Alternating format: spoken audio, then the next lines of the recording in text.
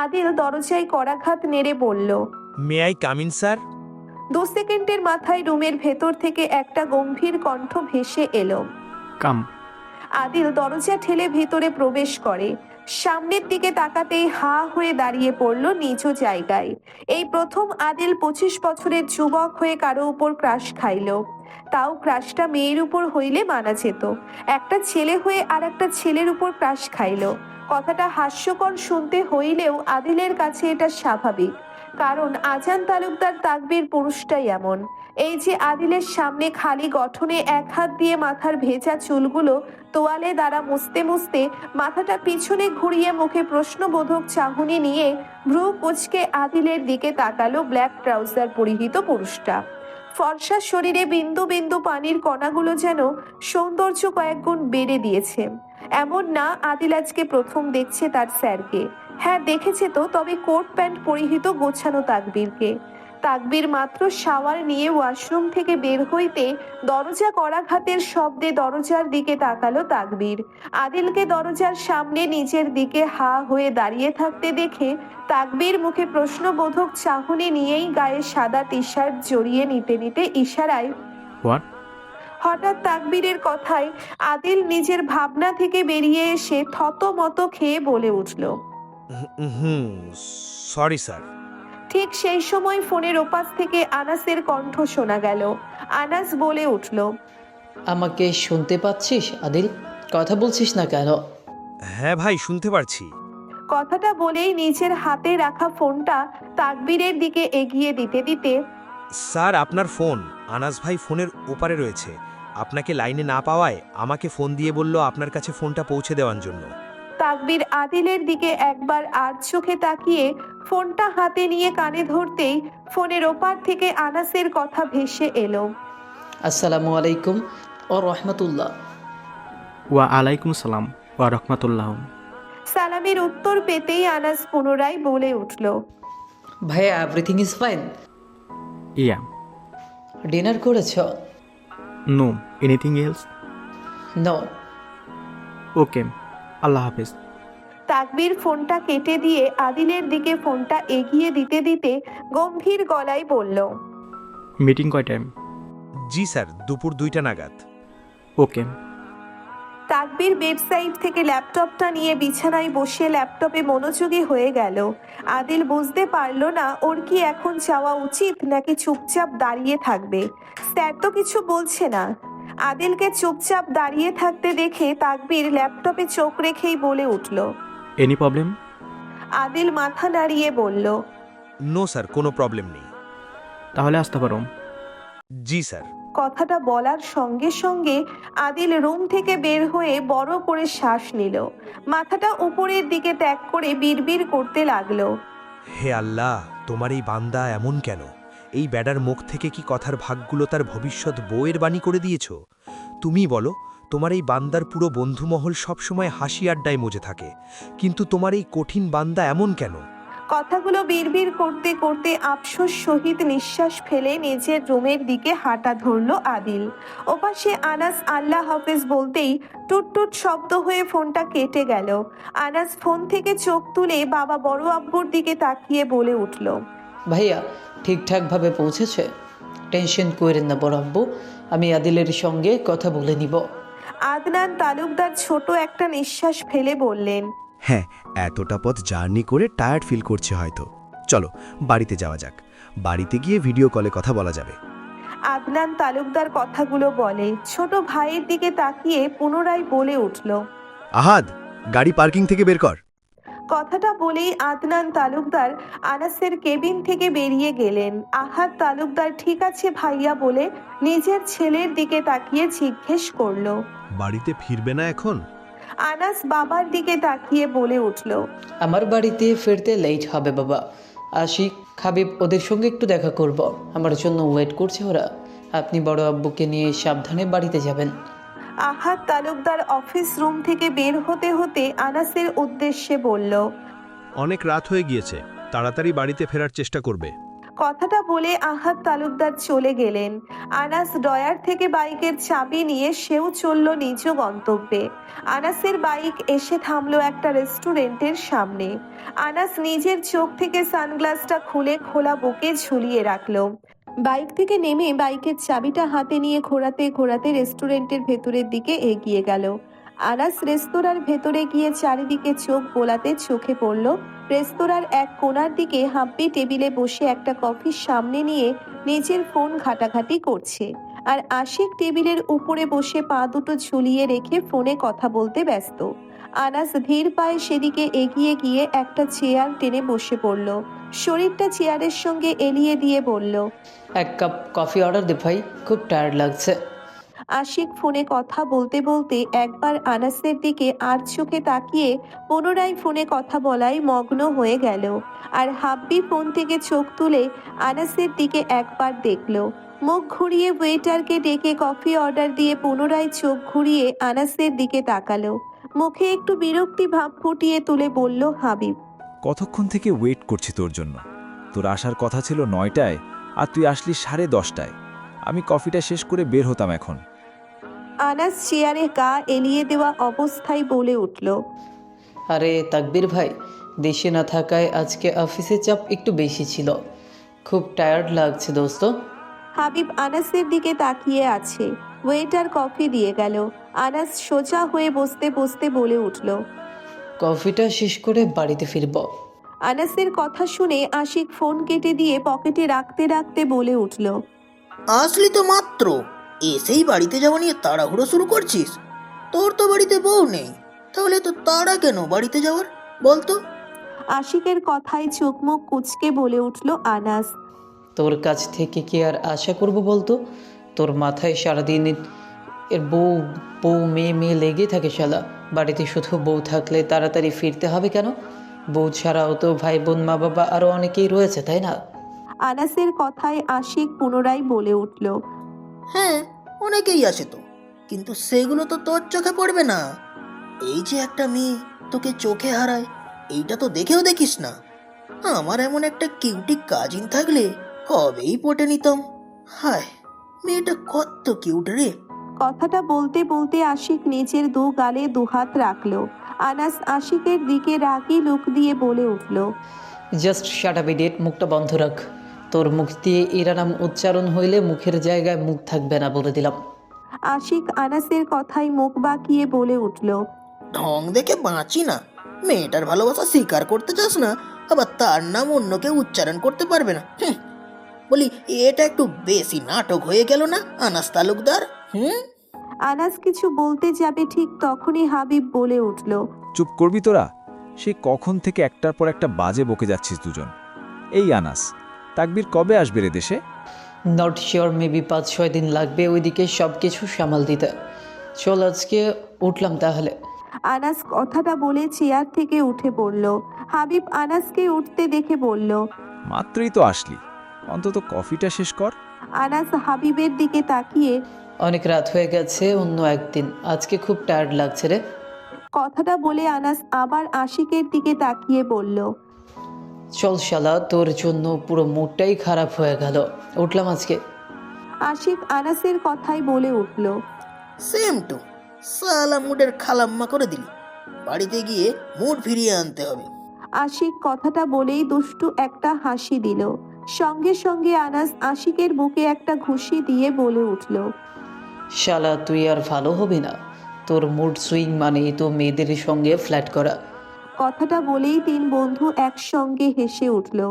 আরো কিছুক্ষণ আড্ডা বিদায় দিয়ে তিন বন্ধু যে যার মতো নিজ নিজ গন্তব্যের দিকে ফিরল। তালুকদার বাড়ির বড়রা যে যার ঘরে ঘরে, আর ছোট্ট বিচ্ছুগুলো ছাদে নিজেদের মতো আড্ডা দিতে ব্যস্ত। অলরেডি রাত 11টা বেজে গেছে, তারপরও তাদের আড্ডা জমে পুরো ক্ষীর হবে নাই বা কেন? যেখানে রশ্মিরাত সেখানে শুধু ক্ষীর কেন, আড্ডা জমে একেবারে পায়েস হয়ে যাবে। যাক, এখন মূল কথায় আসি তাহলে। কি ভাবছেন তো আরাত রশ্মি এত রাতে এক ছাদে কিভাবে? চলেন ওদের পরিচয় দিয়ে আসা যাক তাহলে। রশ্মিরাত বেস্ট ফ্রেন্ডের পাশাপাশি ওদের আর একটা পরিচয় রয়েছে। বলতে গেলে ওই পরিচয়ের ক্ষেত্রে ওদের ফ্রেন্ডশিপ শুরু, রক্তের সম্পর্ক না ওদের। তারপরও রক্তের সম্পর্কের থেকেও বেশি কিছু। রশ্মিরা দুজন দুজনের প্রতিবেশী ছিল। রশ্মি ফ্যামিলি বলতে শুধু রশ্মি, আলভি আর ওর আম্মু আব্বু। তবে রশ্মির আব্বু বেশিরভাগ সময় কাজের সূত্রে দেশের বাহিরে থাকে। এই যে চারজন মিলে তখন তালুকদার বাড়ির ছাদে আড্ডা দিচ্ছে, এই ছাদটাও এমন। আরাতদের ছাদ থেকে রশ্মিদের ছাদে এক লাফিয়ে যাওয়া যাবে, আবার আসতে পারবে। ওরা ছোটবেলা থেকে দেখে আসছে দুই পরিবারের কতটা মজবুত সম্পর্ক। সেই সম্পর্কে ঘিরেই আজ ওরা দুজন দুজনের বেস্ট ফ্রেন্ড। রশ্মি ছাদের মেঝেতে পা দুটো মেলিয়ে দিয়ে বসে আকাশের দিকে তাকিয়ে আছে, আর আরাত রশ্মির পায়ে মাথা দিয়ে ছাদের মেঝেতে শুয়ে আকাশের দিকে তাকিয়ে গুনগুন করছে। আহিন, আলভি ওরা দুজন আকাশের দিকে তাকিয়ে তারা গুনছে। কে কতটা হিসাব করতে পারে এটা নিয়ে দুজনের মধ্যে প্রতিযোগিতা চলছে। হঠাৎ আরাত রশ্মির পা থেকে উঠে সোজা হয়ে বসে বলে উঠল, ভূতের গল্প শুনবি তোরা? আরাত কথাটা বলতেই আলভি, আহিন দুজনেই আরাতের দিকে তাকিয়ে বলে উঠল। বলো বলো আপু, আমরা শুনবো। আর আলভি আরাতের দিকে একটু চাপে বসতে বসতে বলে উঠল। মায়াবতী, আমাকে তোমার পাশেই রাখো কেমন, নয়তো তুমি ভয় পাবে। আরাত মুখটা বাঁকা করে বলে উঠল, আসছে সাহসী রাজ্যের রাজা। সর, দূরে চাপ, একদম আমার শরীরের সঙ্গে নিজেকে চাপটে নেওয়ার চেষ্টা করবি না। সত্যিটা বললেই হয়। নিজে ভয় পাবি এজন্য আমার সঙ্গে চিপকাতে চাইছিস? ভিতুর আন্ডা একটা, সর সর, দূরে সর। কথাগুলো বলে আলভিকে হাতের ইশারায় দূরে সরতে সরতে বলতো আরাত। আরাতের কথায় রশ্মি এবার ফিক করে হেসে দিল। আর আহিন বলে উঠল, প্লিজ আপু, তুমি গল্প শুরু করো, আলভিকে আমার সঙ্গে রাখবো। তুমি ওই ভোরের আন্ডাকে নিয়ে কথা বলে সময় নষ্ট করো না তো আর। আহিন কথা বলতে বলতে রশ্মির দিকে একটু চেপে বসলো। আলভিকে ওরা বাপাসে জায়গা করে দিতে দিতে বলে উঠল, এই আলভি, আমার পাশে বস, তাহলে আর ভয় পাবি না। বস বস। আহিনের কাছ দেখে রশ্মি নিজের ভ্রু নাচিয়ে বলে উঠল, বাপ্পা, আজকে নিজেকে খুব সাহসী প্রমাণ করেছিস রে আহিন। এবার তোর মতলবটা কি বলতো? হুম। রশ্মির কথায় আরাত মুখে একটা বাঁকা হাসি টেনে রশ্মির কথাই উত্তর করলো, দেখছিস না ও তোর সঙ্গে কিভাবে চিপকে আছে? আলভি ওর পাশে বসবে, তাহলে ও তোদের দুজনেই মাঝখানে হবে। এজন্য বিচ্ছুর সাহসী ভান্ডার উপস্থিত হয়েছে, বুঝোস না? আহিন আরাতের কথায় এবার একটু ভাব নিয়ে বলল, দেখো আপু, সব জায়গায় সব সময় সত্যি কথা বলতে হয় না। এবার শুরু করো তো, অনেক লেট হয়ে যাচ্ছে। আমার আবার সকালবেলা ঘুম থেকে উঠতে লেট হয়ে যাবে। আহিন নিজের পাশে আলভির হাত টেনে নিয়ে বসালো। আলভি আহিনকে মুখ বাঁকিয়ে আরাতের দিকে তাকিয়ে বলে উঠল। হ্যাঁ মায়াবতী, তুমি শুরু করো। আরাত তিনজনের মুখের দিকে তাকিয়ে একটু ভাবুক হয়ে বলে উঠল, ভূতের গল্প বলবো তা ঠিক আছে, কিন্তু ভূত বলতে আসলে কি কিছু আছে এই দুনিয়াতে? আহিন আলভি একসঙ্গে দুজন দুজনের মুখ চাওয়াচাই করে বলে উঠল। মানে? আরাত যেন এবার ভণ্ডামি করার সুযোগ হাতে পেয়ে গেল। মুখটা সিরিয়াস করার ভান ধরে বলে উঠল, শোন তাহলে, তোরা নিশ্চয়ই ভূতের মুভি দেখছিস। আলভি আহিন একসঙ্গে মাথা নাড়িয়ে বোঝায়, দেখছি। আর রশ্মি আরাতের দিকে বিরক্তি চোখে তাকিয়ে রইল। এটা দেখার জন্যে আরাত ভণ্ডামির লিমিট কয় ধাপ চূড়ান্ত পর্যায়ে এগিয়ে নিয়ে যেতে পারে। আরাত এবার একটু ভাবুক হয়ে বলতে শুরু করলো, এই মুভিগুলো আমি ঠিক বুঝে উঠতে পারি না, জানিস তো। এই যে দেখ, নায়ক নায়িকা মিলে কয়েকজন বন্ধুকে নিয়ে ভূতের বাড়িতে ঘুরতে যাবে। ওরা আর ঘুরতে যাওয়ার কোনো জায়গা খুঁজে পায় না। যাবে এক ভাঙাচুরা বাড়িতে, যে বাড়িটা 50 সাল আগে থেকে তালাবন্ধ হয়ে থাকবে। আবার সেই বাড়ির সামনে পৌঁছতে ওদের পিছনে এমনভাবে কোথা থেকে একটা পাগলা টাইপের দারোয়ান চাচা বের হয়ে আসবে। ওরা তো ভয় পাবেই, তার সঙ্গে আমাদের জান বের করার ব্যবস্থা করে সারবে। তারপর দারোয়ান চাচা বের হয়ে সবাইকে বলবে, ঘোর বিপদ, যাস না কেউ, মরবি তোরা, সব কটা মরবি। বলতে বলতে আবার ওখান থেকে লোকটা কোথাও একটা চলে যাবে। এটা দেখে সব বন্ধুরা একসঙ্গে হেসে ওঠে। লোকটাকে পাগল বলে বাড়িতে ঢুকে যাবে। আরাত বড় করে শ্বাস নিয়ে পুনরায় বলে উঠল, এখন আমার কথা হইল, ওই বাড়িতে যদি ভূত থেকেই থাকে, তাহলে দারোয়ান চাচা এত বছর ধরে বাড়িটা দেখাশোনা করছে কিভাবে? দারোয়ানকে ভূতের কি চোখে পড়ে না? আহিন আলভি ভাবুক হয়ে একসঙ্গে বলে উঠল, তাই তো, বিষয়টা চিন্তার। কিন্তু আরাত ওদের উৎসাহ পেয়ে পুনরায় বলতে শুরু করলো, দেখ, তারপর বাড়িটা অদ্ভুত রকমের ভয়ঙ্কর ফিল হবে। তো আমার কথা হইল, তোরা যখন বাড়িতে ঢুকতেই ভয় পাচ্ছিস, তাহলে সবাই আলাদা আলাদা ঘরে থাকতে চাস কেন? আরাতের কথাই আহিন আলভি মুখটা বাঁকা করে বলল, তাই তো। আরাত ওদের মুখটা একবার দেখে নিয়ে আবার বলতে শুরু করলো, তারপর নায়িকা যে ঘরে থাকবে এটা কোনো সাধারণ ঘর লয়লা, এটা হইল ভূতের ঘর। নায়িকা বিছানা থেকে জানালার দিকে তাকাবে, দেখতে পাবে কেউ একজন বাহিরের দিকে একা একা হেঁটে যাচ্ছে। এটা দেখে নায়িকা আবার পাকনামি করে একটা মোমবাতি জ্বালিয়ে নিয়ে ওই ভূতের পিছে পিছে হাঁটা ধরবে আর ভয়ে ভয়ে বলবে, কে কে কে ওখানে, কথা বলছো না কেন? আরে মাইয়া, এটা ভূত। এখন ভূত কি এসে বলবে, hi madam, my name is Churail? আজব পাবলিক কোথাকার। উফ! আরাত একটা বিরক্তি নিঃশ্বাস ফেলে কথাগুলো বলল। আহির আরাতের কথাই বলে উঠল, হ্যাঁ আপু, তারপর মেয়েটার ডাকে যখন ভূত সাড়া দিবে না, তখন মেয়েটা লাফ দিয়ে চিৎকার শুরু করবে, ভূত ভূত ভূত। শালি, তুই যখন জানো সেটা ভূত, তাহলে ভূতের পিছে পিছে আসলি কোন দুঃখে, তাই না আপু? আরাত আহিনের কথায় দুহাতে শব্দ করে তালি দিয়ে শব্দ করলো। নিজেকে ঠিকঠাক করে নিয়ে হাতের আঙ্গুল নিয়ে চুটকি বাজিয়ে বলল, সেইটাই তো। তারপর সব ছেলেরা এসে বলবে, কি হয়েছে রে মধুরমা, চিল্লাস কেন? আরে ভাই, হেঁটে ভূত ভূত করছে, তারপরও শুনতে পারোস না বেরির হয়েছে কি? তারপর আবার নায়িকা হাত দিয়ে ইশারা করে বলবে, ভূত ভূত। নায়িকার কথা শুনে সবাই হাসাহাসি করবে নায়িকাকে নিয়ে। তুই ভুল দেখেছিস রে মধুরমা, কোনো বিড়াল হবে হয়তো। কথাটা বলেই হাসতে হাসতে আলাদা আলাদা ঘরে যে যার মতো চলে যাবে। কেন ভাই, তোদের এক ঘরে থাকতে সমস্যা কি? তোরা আসছিস ঘুরতে, তোরা সবগুলো এক রুমে থাকবি তা না? রাত কয়টা বাজে জানতে পারি? আরাতের কথা বলার মধ্যেই হঠাৎ ছাদের দরজা থেকে কারো কণ্ঠ ভেসে আসলো। চারজন একই সঙ্গে মাথাটা ঘুরিয়ে সিঁড়ির দরজার দিকে তাকালো। আনাস ছাদের দরজার সঙ্গে হেলান দিয়ে বুকের সঙ্গে দুহাত ভাঁজ করে জিজ্ঞাসু দৃষ্টিতে তাকিয়ে আছে ওদের দিকে। আমাদের সঙ্গে ফোন নেই ভাইয়া, ঘরে রেখে আছি, বলতে পারলাম না, তুমি কষ্ট করে চেক করে নাও কয়টা বাজে।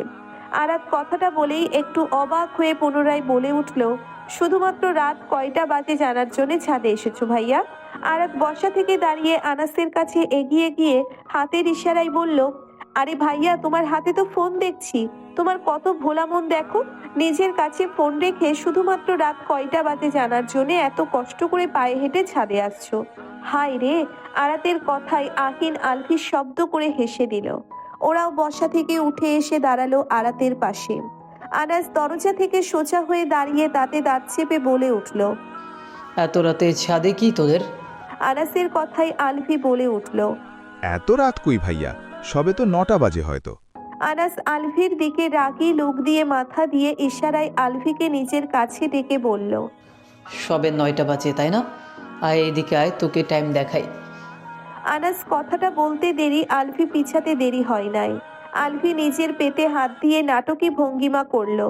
ও হো ভাইয়া, আমার তো সেই জুলুম দিয়েছে, তুমি আসাতে খেয়াল হলো। আল্লাহ হাফেজ, আল্লাহ হাফেজ, আমি গেলাম। কথাটা বলেই আলভি এই ছাদ থেকে ওই ছাদ টপকে দিল দৌড়। আনাস আলভির যাওয়ার দিক থেকে চোখ সরিয়ে এবার বাকি তিনজনের দিকে তাকাতেই রশ্মিরাত মুখে ইনোসেন্ট মার্কা হাসি দিয়ে আল্লাহ হাফিজ ভাইয়া বলে রশ্মি ওদের ছাদের দিকে চলে গেল। আর আরাত দরজা দিয়ে নিচে নেমে গেল। আহির আনাসকে দেখে নিয়ে মুখটা একটু বড়দের মতো সিরিয়াস করে বলে উঠল, আল্লাহ হাফেজ ভাইয়া, তোমার সঙ্গে জুনি আড্ডা দিতাম, কিন্তু এখন অনেক রাত হয়ে গেছে তো, এই জন্য আর তোমাকে সময় দিতে পারলাম না। সরি, মন খারাপ করো না কেমন? জানোই তো, রাত জাগা ভালো ছেলেদের কাজ না। আনাস আহিনের দিকে রাগে লোক দিতেই আহিন কথাটা বলেই সিঁড়ির দিকে দিয়েছে দৌড়। আনাস আহিনের দৌড়ে যাওয়ার দিকে তাকিয়ে ছোট্ট একটা নিঃশ্বাস ফেলে বলল, ফাজিলের দল এক একটা। সব ধরনের গল্প পড়ুন এখন রোমান্টিক গল্প অ্যাপসে। প্লে স্টোরে গিয়ে রোমান্টিক গল্প লিখে সার্চ করলেই পেয়ে যাবেন। সম্পূর্ণ ফ্রিতেই গল্পগুলো পড়তে পারবেন।